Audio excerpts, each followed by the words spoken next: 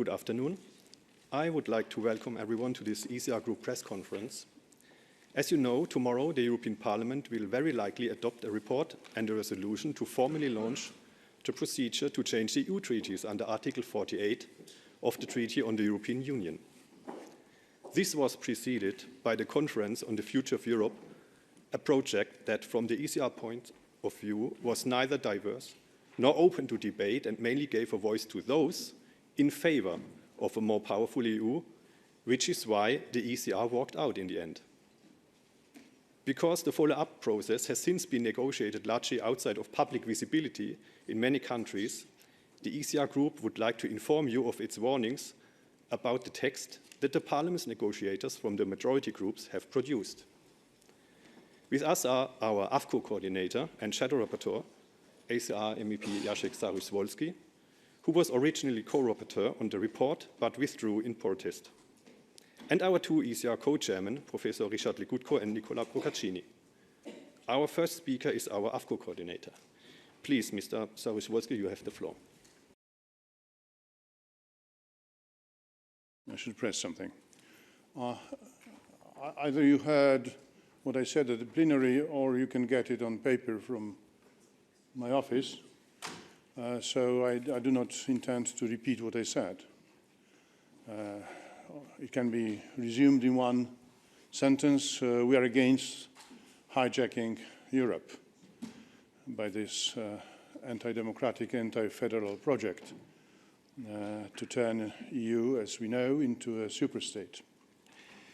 The purpose of this report, as it was said, is Article 48 procedure, which will be triggered with this report, which we expect to be voted tomorrow, with us being against, for the reasons which you'll hear about now.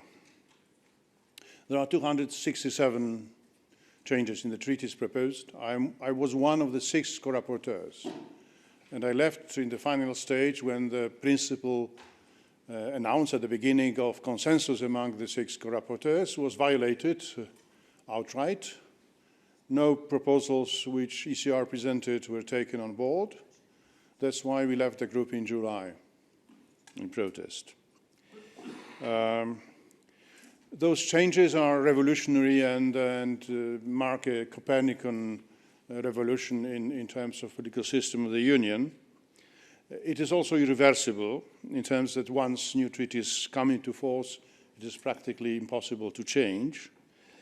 And it leads to turning sovereign member states into vassals or into regions, and creating a centralized hegemonic superstate run by mainstream oligarchy and escaping democratic control, because it moves the decision-making process from the level where democracy works, which is nation state, to the democracy where there's huge democratic deficit and no European demos, which is European level. The proposal is to reshuffle the whole institutional system, to transfer massively competences, 9 of them, be it exclusive or so-called shared, but please do notice that shared competences are in fact EU competences, because Article 2 in 2 says that EU has priority in exercising those competences. It can exercise them in 100% and only what is left. Maybe if EU wishes so, exercised by member states. So shared competences are de facto EU competences as much as exclusive ones. So 9 competences go to the EU level, and very few areas are left for the member states, which, as I say, lose the attributes of a statehood and become kind of regions. And these areas are environment, climate, public health, including reproductive health rights, which is synonym to abortion, cross-border transportation infrastructure, external border policy, foreign affairs, external security, defense, civil protection, industry, education. Such a massive transfer means that it is no longer a quantitative change of the nature and of the political system of the Union. It is a qualitative change. it will be EU who will be sovereign, who will decide how much sovereignty is left, if any, to the member states. Besides moving those cardinal competences to the EU level, the report proposes a quasi-total elimination of the veto right, which means unanimity. And unanimity in voting of the EU constitutes the bastion of sovereignty of the member states. These are 63 areas where member states say, no, it is our sovereignty, we never decided to transfer it to the EU level, so please respect it. And if you do not, we have the veto right. In all those 63 cases, veto right is eliminated. It remains only in 3 cases. And you may recall that the main argument in favor of this huge Copernican change is to prepare for enlargement. Scientific research shows that, and there's scientific literature on that is unanimous, that all the previous enlargements led to acceleration and facilitation of decision-making process, which is contrary to this mystification which is being propagated as the reason for the change. Second is a logic argument. When you have more members, every member weight is relatively smaller, thus less able to harm decision-making process. And third argument is that, and it is also to be found in the scientific literature, that in that case, enlargement would necessitate rather decentralization than centralization, as the philosophy of devolution once upon implemented both in Great Britain but also in France shows. So it is a fake argumentation behind, and the proof is that among those 3 vetoes left, there are 2 unimportant. One is about Council in simplified procedure changing the 3rd chapter of Treaty of Functioning of the Union in a simplified way, which is obvious. Second is linguistic question, with all due respect to the linguistic sensibilities. It is not major. But saying that we need it for enlargement, the veto remains on taking new members. These are Himalayas of hypocrisy and show how fake the whole argumentation is.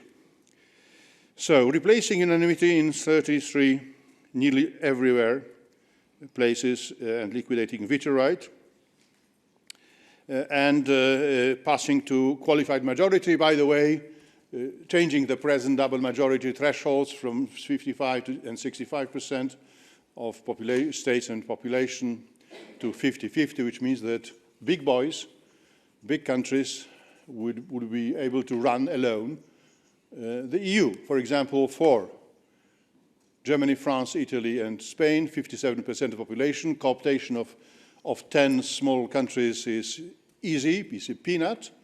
They could run against the EU against the will of remaining 23 member states. That's where the reform or the change leads. Euro to become obligatory, which means that primary criteria are not those enshrined in Maastricht convergence criteria, which means healthy, rational economic thinking, but a political imperative, political order, take euro, whatever, is to be put into place. Also, changes of institutional nature, reforming and renaming the Commission. For those who lived under communism, it sounds dangerous because Commission would become executiva. This was the name of Communist Party cellules from down to the top. And commissioners would become secretaries, which was the nomenclature of Communist Party in the Soviet bloc. So it should awake at least Central East European flank of the EU. It also reverses the roles of Council and Parliament. Council becomes less important and Parliament becomes more. Only 15 member states would have commissioners, which means there would be full members and half members, first and second category of members. Parliament would have a legislative initiative. They didn't agree on my proposal to have a red card procedure where 50% of national parliaments could stop legislation in the EU. They rejected my green card proposal where 30% of national parliaments could propose legislation. In defense of principle of subsidiarity, I propose to create within the ECJ, Court of Justice, a chamber of subsidiarity composed of the presidents of national constitutional courts, also rejected. So, empty words about democracy, participation, citizens, but everything goes in the opposite direction. Another change facilitating to grill and sanction member states would be to punish and to sanction member states under Article 7. Grilling procedure, no longer unanimity in the second phase, but majority procedure, and not only depriving member states, guilty member state of right of veto, of right of vote, to speak the Council, but also this time lege artis, depriving them of billions of euros, which would put them financially on their knees, which is, by the way, now being done. Blackmail of that kind is being done against conservative government of Italy with Madame Meloni. So this report encapsulates a dystopian agenda of Eurocentralist forces, which is a change not at all democratic, not at all federalist. It is extremely harmful. It would not be any longer union, so bye-bye to the European Union, as we know. Bye-bye to the European Union of Schuman, Christian-inspired. Welcome to the Communist Ventotene report-inspired superstate in place of the Union of today. For that reason, we say, God save the Union. Let's protect EU treaties as they are. Let's protect EU against self-destruction. Thank you. Thank you very much. Now, Professor Legutko, please. Thank you. A couple of points in addition to what Mr. Sariusz-Wolski said. Point number one, the argument you could hear today was that we want to have more power because having less power we didn't perform quite well. Well, it should be the other way around. That is, we performed excellently. That's why we want more power. And that we have heard all along, since the very beginning. The performance is miserable, so we want more power in our hands. That would be enough to say no to giving more power to European institutions. I think less power to European institutions will be a rational decision. Point number two, veto. Well, there is an inequality of nations in the EU. They are big guys, strong, having all sorts of economic, military, political potential, and there are countries that are small, they do not do quite well economically. And the veto, the right to veto, was the only instrument, the only weapon the weaker countries had against the big bullies. Once you get rid of the veto, we are in the hands of the big guys. And that comes down to it. So either you want to preserve some kind of equality among the member states, and then you have to retain the veto power, or you want to create a sort of oligarchy with the big guys at the top, and then that is precisely that is being suggested. Now, as you could hear, the third point, as you probably heard, or we all imagine, the plan is to do without referenda. right? To make the treaty change, to give enormous power to European institutions and enormous power to the big guys behind those institutions without consulting the societies, without consulting the voters. So we'll be probably will have backdoor negotiations, lack of any kind of transparency.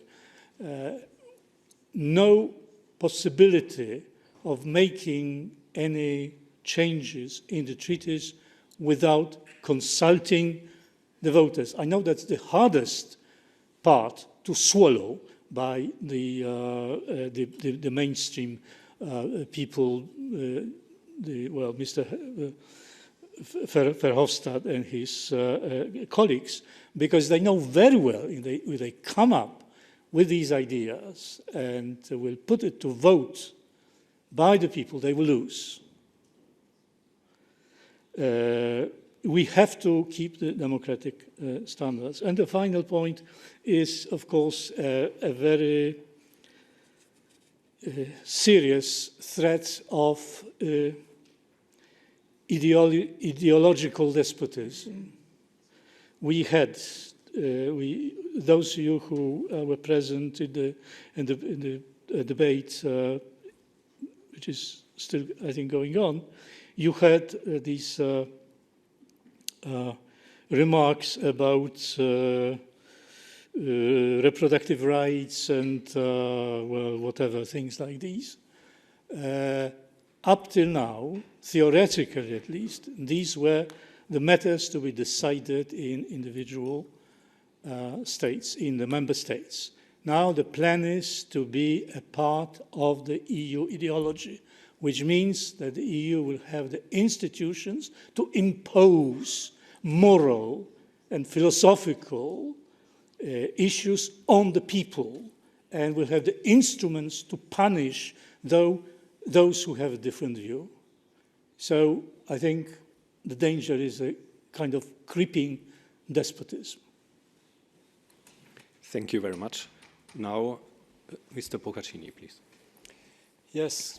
Good evening. First of all, let me thank Darius, our shadow rapporteur, my co-chair, Professor Legutko, and you, Michael. Let me start from a single paradox. Do you know our name is European Conservatives and Reformists? Because we are conservators about our value, and we are even reformists about the European Union. This is why we were founded, our group was founded. And now the paradox is that we are the ones who wants keep the original idea of European Union still alive. We are the ones that want to maintain the treaties like are now. It's a strange paradox, but in facing this danger, the danger of a superstate, a European superstate, that nobody chose, not at the beginning of the European process, not recently. No one decided to have a superstate that reduces the nation, the member states as municipality without sovereignty. So this is why, for our group, this battle is the mother of the battles. The debate of today and the vote of tomorrow is only the first half of the match. The second half will be the European elections of June, because there, every European citizens has to decide, to choose, if he wants a European Union, a federalism in European Union, or if they want a confederalism like we want, like was the original idea of Europe. This is really important for us. Do you know, our mantra is that European Union is doing less, doing better. Maybe you have read somewhere. This is exactly what we still say. We think that take competences, transfer competences from the national states to the European Union is a theft of democracy, is a theft of sovereignty, is a theft of freedom. This is something that we will face now in the next European elections and forever. This is why we are here. We are here to restore the original idea of European Union, and that idea is not the one discussed in the plenary even now. This is socialism, is the international socialism, completely another thing with the original idea of European Union. Thanks a lot. Thank you very much. The floor is now open for your questions. If you are participating remotely, please click the raise hand button, and please briefly state your name and the media you represent before asking your question. Yes, please. Thank you. Javier Villamor for El Debate from Spanish media.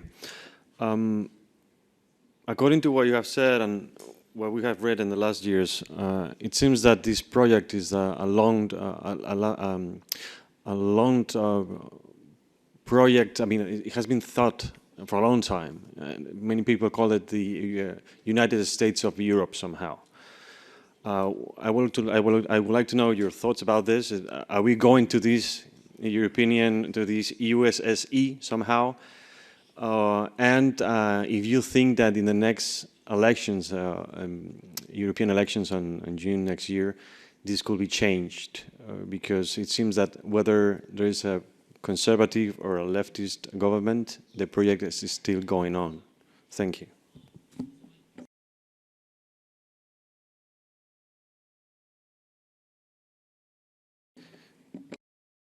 Well, yeah, whoever no, wants it is to not answer. the United States of Europe, because United States of Europe, like of America, would be a federal construction. In federal constructions, the component parts have equal representation, like states, big or small, Wyoming or New York or Los Angeles or California. They have two representatives in the Senate. The same goes for Länder in Federal Republic of Germany. The same goes for Canton in Switzerland. It is anti-federal, so it is a state, a superstate, hierarchical, in a pyramidal shape, with a hegemon on the top, and whatever terminology you, peripheries, vassals in feudal terms, subjects to the directoire, to refer to the French political language, and so forth. And if I would, although I'm not neither historian nor constitutional historian, I think that it would resemble the Second Reich, where there was a Prussian hegemon and dependent others. So no United States of Europe, superstate with a hegemonic core and periphery or dependent or second-range regions deprived of the true attributes of sovereignty as such. So the answer is no, not European states of Europe. It's anti-democratic, as I said, because it takes away decisions from the level where democracy works into the level where democracy, due to this, I mean, all the scientific literature agrees there is a huge democratic deficit. From whatever corner of political spectrum and from whatever kilometers of literature on the shelves of the libraries all over Europe, you will read there is a huge, persistent democratic deficit. And the answer, very simplified, is because there is no European demos. There can be fully fledged democracy when there is no demos. Perhaps in whatever long time ahead, why not? Who knows? But for the moment, it is a power grab. It is not a democratic solution. Thank you. About the, you can answer, yeah, whoever wants to answer. Also about the elections, because ACR is growing in the polls, so maybe you have the force to stop this somehow. Well, we hope so too, but we'll see what the people will say. You could see that these are five political groups. On the left-hand side, you have the communists. On the right-hand side, you have a group that calls itself sometimes Christian Democrats, but they are Christian Democrats by name, as the agenda is the left-wing agenda. So you see, it's a big thing, right? A big bulldozer. It's a powerful enemy or antagonist, if you will. But we have to do our best. If you compare political sympathy among the electorates, European societies, and the political ideological map of the European Parliament, you see great discrepancy. I mean, these five groups, they are very influential and they have many supporters in the societies, but still they do not represent such an overwhelming majority in the societies as here. So there is a discrepancy between people's genuine political preferences and their representation in the European institutions. So I think this should work in our favor, but well, we'll see. Certainly the big guys, the mainstream parties will use the powerful propaganda machinery and probably also indirectly funded by some European institutions. But yes, I just want to add to, if I may, to something what Sariusz-Wolski said, namely that creates political pathology, because on the one hand you have the system that is described in the treaties, whether the current treaties or the new treaties, and on the other hand, you have the real thing, right? You have structures of power that are not defined and limited, right, and clearly identified in the treaties. That's how the decision-making process is going on within the EU, and that will even deteriorate when the suggested change will come into effect. I hope it won't, but that will even make the situation worse and more pathological. There is too much political pathology in the EU. Very shortly. I can know the future. I can know the results of the next European elections. What I know is that